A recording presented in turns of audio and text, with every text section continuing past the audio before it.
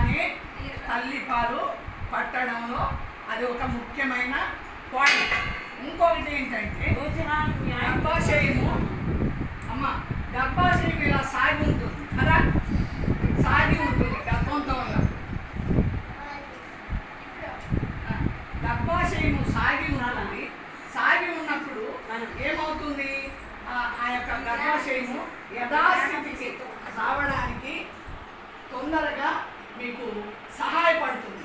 ఇంత సాగిన కడుపు పుట్టిన వెంటనే పాలు ఇవ్వడం వల్ల తన యొక్క గర్భాశయము యథావిధిగా మనకు మునుపుట కాన్పు కాకముందు ఎంత ఉందో మన కడుపు అంత ఇదికి కుదించుకోవడానికి తొందరగా తన దగ్గరికి జరగడానికి సహాయపడుతుంది.